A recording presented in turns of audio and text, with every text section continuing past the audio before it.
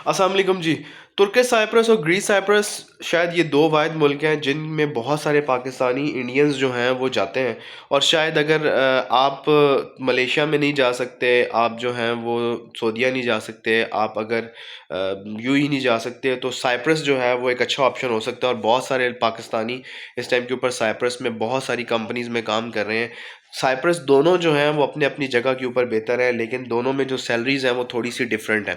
जो Turkish Cyprus है उसके अपने हालात हैं, उसके अपने मसले मसाइल हैं। जो ग्रीस साइप्रस है उसके अपने मसले मसाइल हैं।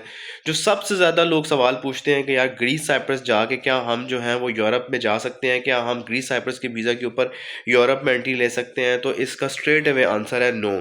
अगर आपने यूरोप की तरफ एंट्री लेनी है या शेंजन कंट्रीज़ की तरफ एंट्री लेनी है, तो आपको कुछ बातों का ख्याल रखने का ज़रूरी है।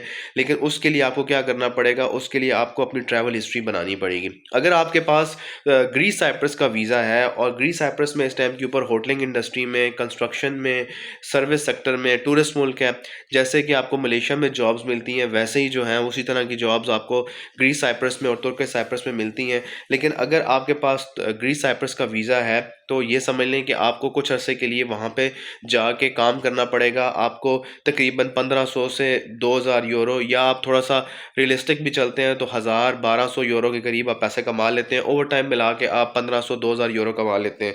तो साइप्रस जो है उसका जो वर्क वीज़ा है, अगर उस वो आपको तकरीबन मिल जाता है कोई 10 से 12 लाख रुपए में आपको तकरीबन मिल जाएगा जो साइप्रस का वीज़ा है। कुछ लोग कम पैसे भी लेते हैं, मतलब वेरी करता है कि आपको किस कंपनी में आप जा रहे हैं या किस तरह का आपको वीज़ा मिल रहा है। जिस तरह मलेशिया में या यूएई में हर वीज़े के अपने एक पैसे हैं, इसी तरह जो साइप्रस है उसके भी वीज़े के अपने एक पैसे हैं। तो साइप्रस में अगर आप अप्लाई करते हैं और साइप्रस में आपका काम हो जाता है, चाहे किसी भी सेक्टर में होता है, नॉर्मली ज़्यादातर जो सेक्टर्स चल रहे हैं साइप्रस में वो आपकी होटलिंग इंडस्ट्री है और आपकी कंस्ट्रक्शन इंडस्ट्री है। इन दो में जो वीज़ाज़ हैं वो मिल जाते हैं। तो अगर आप साइप्रस पहुंच गए और आपके पास साइप्रस का वीज़ा आ गया है, तो अब आपने शेंजन कंट्री की तरफ मूव करना है। तो ये बहुत अहम नुक्ता है जिसके ऊपर आपको थोड़ा सा टाइम चाहिए, आपने वीडियो पूरी देखनी है। अगर आपके पास साइप्रस का वर्क वीज़ा आ जाता है तो इस टाइम के ऊपर शेंजन कंट्रीज़ का जो वीज़ा है वो डायरेक्ट नहीं लग रहा है। पाकिस्तान से अगर आप अप्लाई कर रहे हैं तो बहुत कम चांसेस है आपका वीज़ा रिजेक्शन ज़्यादा है। उसके लिए लोग क्या करते हैं, ये एजेंट क्या मशवरा देते हैं, वो आपको कहते हैं कि आप जो हैं वो दुबई चले जाएं, आप मलेशिया आ जाएं, आप साइप्रस चले जाएं। तो साइप्रस आने के बाद आप यहाँ से साइप्रस के लिए अप्लाई कर सकते हैं, जहाँ से आपका यूरोप में एंट्री आसान हो जाएगी या शेंजन कंट्री में एंट्री आसान हो जाएगी। आजकल जो रोमानिया जो है वो बहुत ज़्यादा मेहरबान हुआ हुआ है। रोमानिया जो है वर्क वीज़ा दे रहा है। तो आपको क्या करना पड़ेगा, आपको साइप्रस में सबसे पहले अपना एक बैंक अकाउंट खुलवाना पड़ेगा। ये एक आसान एक सिंपल सी बात है। जैसे ही आपका वर्क वीज़ा होगा, आपका डेफिनेटली वर्क वीज़ा के होने की वजह से आपका जो बैंक अकाउंट है वो तो खुलेगा। आपकी जो ट्रांजेक्शन्स चलेंगी, आप 6 महीने 1 साल साइप्रस में गुजारें, अपनी जो है वो जॉब के ऊपर जाएँ। साथ साथ आप जो है वो ये जो साइप्रस के साथ आपके कंट्रीज़ लगते हैं, जिनमें जो सबसे इम्पोर्टेंट है वो रोमानिया है। हालांकि रोमानिया को अभी तक शेंजन कंट्री में शामिल नहीं किया गया।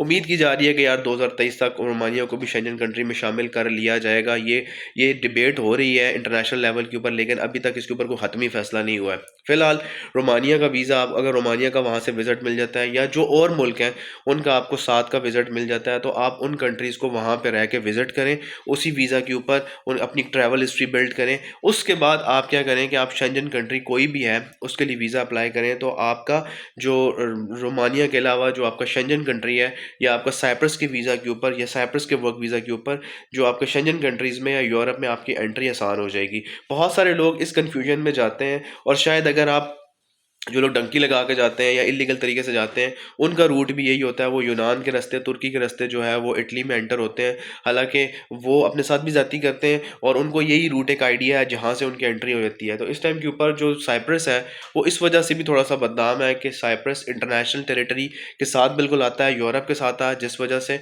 इंटरनेशनली लोग जो हैं वो साइप्रस से जो लोग आते हैं या साइप्रस के वीज़ा के ऊपर आते हैं, तो इस वजह से उनको शेंजन कंट्री का वीज़ा या यूरोप का वीज़ा नहीं दिया जाता। तो आप अगर ये सोच के जा रहे हैं कि यार अगर हम साइप्रस के वीज़ा के ऊपर जो है वो वर्क वीज़ा के ऊपर हम शेंजन कंट्री में एंटर हो जाएँगे, तो आपके पास कोई ऑप्शन नहीं है, आप नहीं एंटर हो सकते। हाँ, एंटर आप इसी सूरत में हो सकते हैं कि आप इन जो कनेक्टिंग मुल्क हैं, इनमें आप जो है वो जाके अपनी ट्रैवल हिस्ट्री बनाएँ, आप इनको ट्रैवल करें, आप वापस आ जाएँ दोबारा काम पे, फिर आप चले जाएँ एक मुल्क में, फिर आप वापस आ जाएँ। तो कुछ मुल्कों में आप बाय रोड भी एंटर हो जाएँगे, कुछ कंट्रीज़ में आपको बाय एयर जाना पड़ेगा, लेकिन आपकी जब ट्रैवल हिस्ट्री बन जाएगी, उसके बाद आपका साइप्रस से जो यूरोप का मूव होना आसान हो जाएगा और आप आसानी के साथ मूव कर लेंगे। बहुत सारी रिक्रूटमेंट कंपनीज़ हैं जो साइप्रस में वर्क वीज़ा देती हैं और वर्क हायर करती हैं। वो आने वाले दिनों में हम कोशिश करेंगे ऑथेंटिक जो रिक्रूटमेंट एजेंसीज़ हैं उनके बारे में भी आपको बता दें। अगर आप साइप्रस का वर्क वीज़ा लेना चाहते हैं तो उसका क्या प्रोसीजर है, आप मेरे चैनल को फॉलो करते रहें, यहाँ पे कंप्लीट इन्फॉर्मेशन हमारी अपलोड होती रहेगी। मिलते हैं जनाब एक नई वीडियो के साथ, एक नई मुल्क के अपडेट के साथ। अपना बहुत ख्याल रखिएगा। अल्लाह हाफ़िज़।